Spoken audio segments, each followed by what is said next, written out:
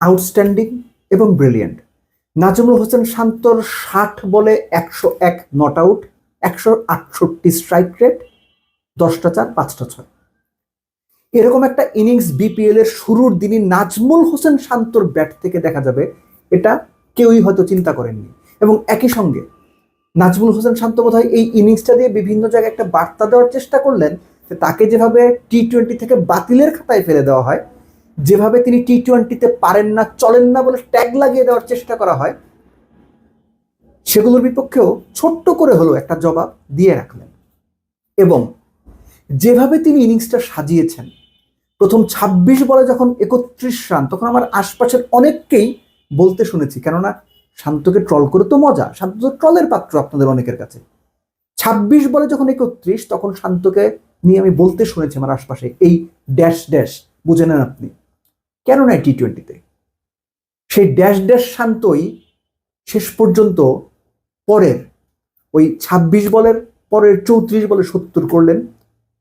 শুধুমাত্র লেগ সাইডে খেললেন না, স্কোয়ার কাট, ড্রাইভ, পুল, হুক, সুইপ, সব রকম শট খেলে, উইকেটের চারপাশে খেলে, ক্যাপ্টেন্স নক খেলে, 190 চেজ ডাউন করে, মুশফিকের 50 দুর্দান্ত ইনিংস, মুশফিকের সঙ্গে 72 বলে 130 নট আউটের পার্টনারশিপ করে ম্যাচ জিতিয়ে মাঠ ছাড়লেন। আমাদের দেশের টপ প্লেয়ারদের কাছ থেকে আমরা এরকম ইনিংসই দেখতে চাই। মাঠে নামবেন, খেলবেন, খেলা শেষ করে আসবেন।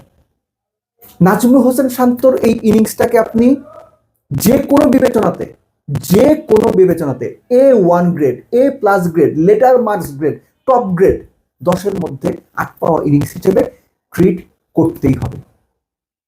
খেয়াল করে দেখেন, এই যে শান্ত ইনিংসটা খেললেন, এই ইনিংসটার সবচেয়ে সিগনিফিকেন্ট দিকটা হচ্ছে শান্ত কোনো সিচুয়েশনে প্যানিক করেন নাই। কোনো সিচুয়েশনে তিনি কোন বোলারকে কিভাবে মারবেন, কখন মিরাজকে লাস্ট বলে ডাউন দ্য উইকেট গিয়ে ছক্কা মারবেন, কখন ডাউন দ্য উইকেট গিয়ে খালেদকে ছক্কা মারবেন, ক্যালকুলেশন করে খেলেছেন। শান্তর মতো টপ প্লেয়ারের কাছ থেকে আমরা এরকম টপ ইনিংসই আশা করি। এবং খেয়াল করে দেখেন, রাজশাহী সিলেটের দেওয়া 190 চেজ ডাউন করার জন্য দুই দলে কিন্তু নেক টু নেক ছিল।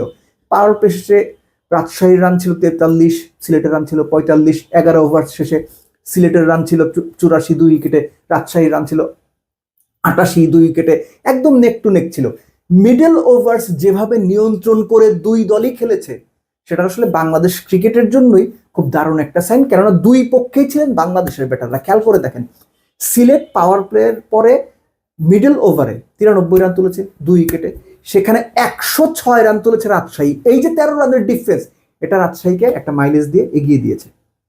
এর সঙ্গে আপনি যোগ করে নিন পারভেজ ইমনের 33 বলে 65 নট আউট, এবং পারভেজ ইমন 4 নম্বরে নেমে ইনিংসটা খেলেছেন। এটা বাংলাদেশ ন্যাশনাল টিম ম্যানেজমেন্টের জন্য একটা নতুন সম্ভাবনা হয়তো তৈরি করবে, যেখানে জাকের আলী অনিক, নুরুল হাসান সোহানরা ব্যর্থ হচ্ছেন। বাংলাদেশে আমরা প্রায়ই এই কথাটা বলি যে 3 থেকে একদম 7 পর্যন্ত কোনো লেফটি নাই। এই 4 নম্বরে ব্যাট করার মাধ্যমে পারভেজ হোসেন ইমনও কি একটা বার্তা দিয়ে দিলেন কিনা, যে তিনিও হয়তো একটু চেষ্টা করলে ওই জায়গাতে সেটেল করে যাবেন। তিনিও শান্তর মতোই শুরুতে স্লো খেলছিলেন। প্রথম কত আপনার 11 বলে বোধহয় তার রান ছিল 14, পরের 41 রান তিনি করেছেন 22 বলে। অর্থাৎ দুই পক্ষেই বাংলাদেশের দুই ব্যাটার যে দুর্দান্ত পারফরমেন্স করেছেন, সেটাই এই বিপিএলে এখনো পর্যন্ত শুরুর ম্যাচ হিসেবে সবার মনে একটা দারুণ আশার সঞ্চার করবে। But above everything Nazmul Hossain শান্তর ইনিংস, সেই সঙ্গে মুশফিককে একটা আলাদা করে ধন্যবাদ দিতে হবে যে তিনি যে 50 করে নট আউটটা থাকলেন, যেভাবে শান্তকে সাপোর্ট দিলেন, এই ইনিংসটা দেখে বাংলাদেশের ইয়াংস্টার যারা আছেন তাদের শেখার অনেক রসদ মুশফিক নিজেই দিয়ে গেলেন। কিন্তু দিন শেষে নায়ক নাজমুল হোসেন শান্ত। চলুন শান্তকে আবার ট্রল করি।